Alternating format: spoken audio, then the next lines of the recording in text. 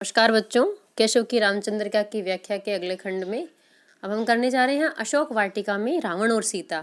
आपको पता होगा कि सीता का हरण करके जब रावण ले गया था तो उसने लंका में एक अशोक वृक्षों से बनी हुई वाटिका बनी हुई थी, उसमें सीता को रखा था। वो अपने महल में नहीं ले गया था।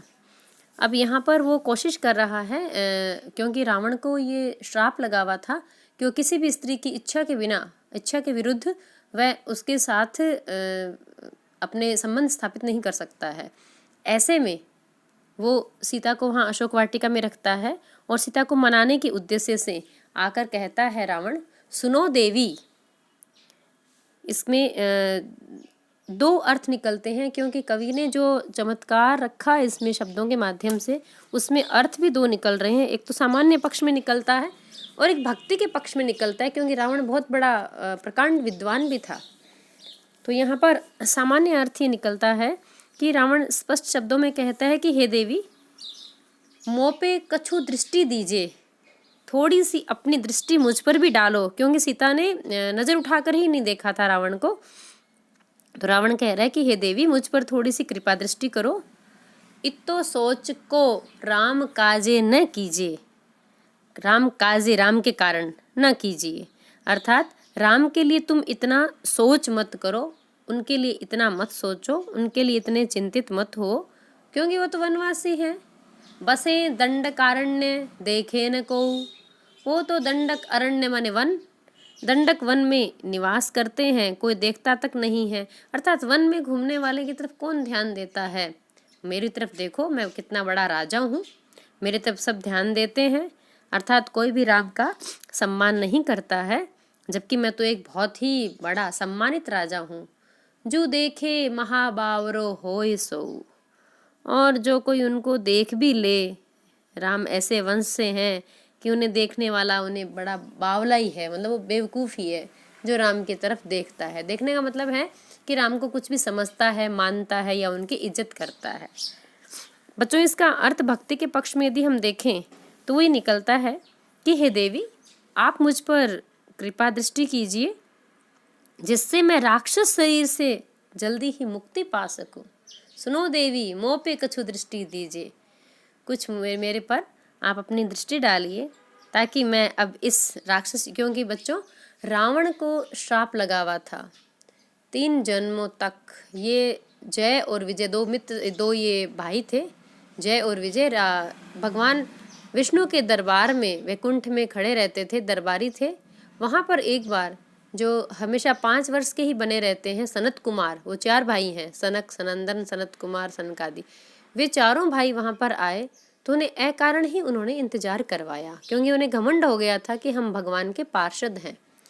इसलिए जय और विजय को सनत कुमारों ने श्राप दे दिया था कि तुम राक्षस हो जाओ और अंत में भगवान ही तुम्हारा उद्धार करेंगे। तो ये 3 जन्मों में राक्षस रहे।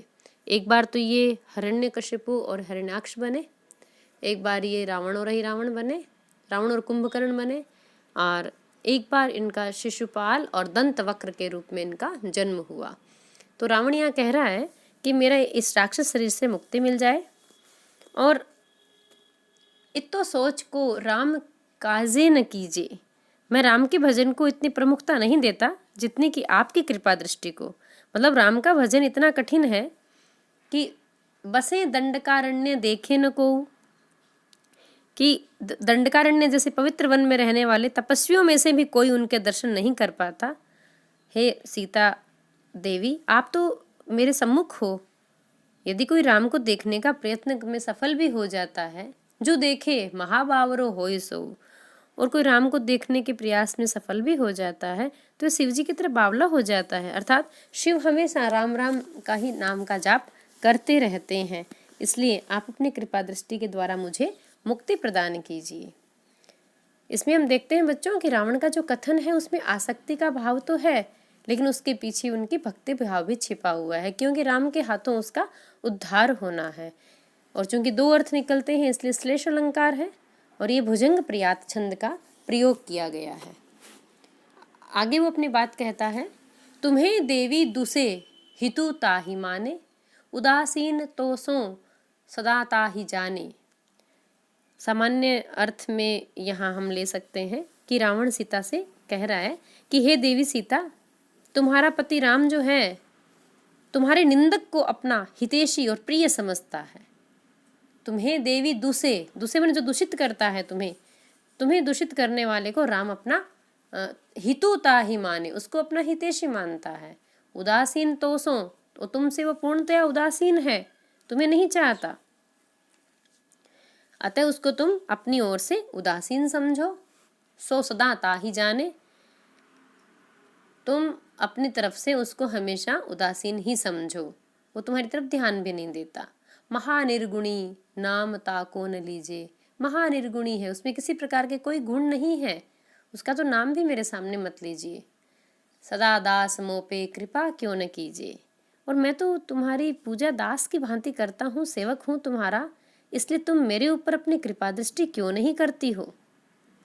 ये तो हुआ बच्चों सामान्य अर्थ। यदि हम इसका भक्ति के पक्ष में लेवें तो यहाँ ये अर्थ निकलता है कि हे देवी, तुम्हें देवी दूसरे हितु ताहि माने, हे देवी श्री राम उन्हीं को अपना हितैषी समझते हैं जो आपके लक्ष्मी रूप को दोषपूर्ण समझकर धन संपत्ति की इच्छा नहीं करते हैं। क्योंकि बच्चों अकेली जो लक्ष्मी होती है वो उल्लू पर आती है, और जो विष्णु के साथ लक्ष्मी आती है वो सदैव भक्ति और पूज्य भाव के साथ आती है। इसलिए यहाँ ये अर्थ ले सकते हैं कि श्री राम उन्हीं को अपना हितैषी समझते हैं जो आपके लक्ष्मी रूप को दोषपूर्ण समझकर धन संपत्ति की इच्छा नहीं करते, और वो लक्ष्मी की तरफ से उदासीन हो जाते हैं।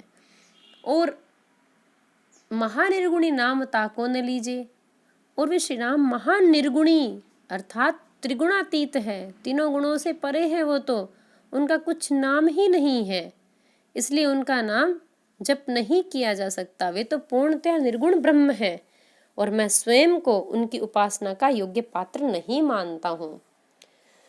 सदा दास मोपे कृपा क्यों न कीजिए, अतः आप ही सगुण राम के रूप में मेरे सम्मुख हो, इसलिए मुझे सदैव अपना दास समझकर मुक्ति प्रदान करने की कृपा करो। बच्चों यहाँ पर भुजंग प्रियात छंद का जो प्रयोग है ब्रज भाषा है, और श्लेष अलंकार के साथ साथ अंत्यानुप्रास अलंकार तो है ही। और रावण के कथन में जो आसक्ति का भाव है, रावण के कथन में जो कपट का भाव है, और राम को अपने से नीचा बताने का जो भाव है, वो यहाँ पर व्यक्त होता है। लेकिन भक्ति भावना के अर्थ को जब हम देखते हैं तो निश्चित रूप से वो एक प्रकांड विद्वान है, और वो अपना उद्धार जो है वो सीता के माध्यम से राम के हाथों अपना उद्धार चाहता है कि राक्षस वृत्ति से उसको मुक्ति मिल जाए। आगे अब सीता कहती है, तुन बिच दई बोली सिय गंभीर बानी। आपको पता होगा डायरेक्ट सीधी बात नहीं की थी सीता ने, तिनका उठा लिया था एक वहां पर जो पड़ा था, और तिनके के माध्यम से बात की थी। तृण माने तिनका, तिनके को बीच में देखकर बोली सीता गंभीर वाणी में, अत्यंत गंभीरता के साथ जो है पर पुरुष से वो सीधी बात नहीं कर रही है, और उस संवाद में उस तिनके को बीच में रखती है। और वो क्या कहती है, 10 मुख सठ को तू कौन की राजधानी।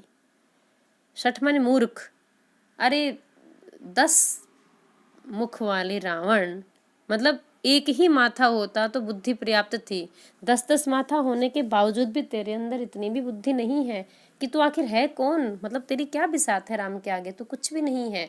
को तू कौन है, कौन की राजधानी, तू क्या चीज है, तेरी राजधानी का भी क्या मूल्य है। अर्थात कि राम से शत्रुता करके तू समूल नष्ट हो जाएगा। दशरथ सुत द्वेषी रुद्र ब्रह्मा न भासे, निश्चर वपुरा तू क्यों नश्यो मूल नासे। यहाँ पे सीता कह रही है कि राम के साथ तो वैर करके स्वयं महादेव और ब्रह्मा भी शोभा प्राप्त नहीं कर सकते, अर्थात वो जीत नहीं सकते, वो भी कलंकित होंगे यदि उन्होंने राम के साथ द्वेष किया। तो फिर तो तू राक्षस ठहरा, तू तो समूल ही नश्यो मूल नासे, तू समूल नष्ट नहीं हो जाएगा। तू ध्यान क्यों नहीं दे रहा है कि तू कर क्या रहा है। निश्चिर बपुरा, निश्चिर कहते हैं राक्षस को, बपुरा मन बेचारा, तो वैसे ही बेचारा राक्षस है, तो तू समूल नष्ट हो जाएगा। अवधि दई 2 मास की कहो राक्षसिनी बोली, ज्यों समुझे समुझाइयो युक्ति छुरी सो छोली। अब रावण को लगा कि सीता को समझाने पर भी वो नहीं समझ रही है, बल्कि मुझे ही उल्टा डांट रही है।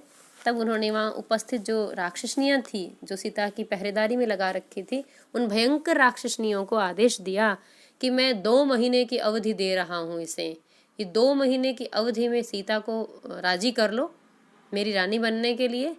वो राक्षसनियों को बोल रहा है, और जो समझे समझाइयो, जिस भांति भी इसको समझ में आए, जो भाषा जिस तरीके से तुम इन्हें समझाओ, युक्ति छुरी सो छोली, चाहे तुम्हें छुरी ही प्रयोग में क्यों न लेनी पड़े, अर्थात इसकी चमड़ी ही क्यों न उधेड़नी पड़े। कहने का तात्पर्य है कि भयंकर से भयंकर दंड ही क्यों न देना पड़े, डराना क्यों न पड़े, समझाना क्यों न पड़े, लेकिन सीता को कैसे भी करके मेरी पटरानी बनने के लिए राजी कर लो।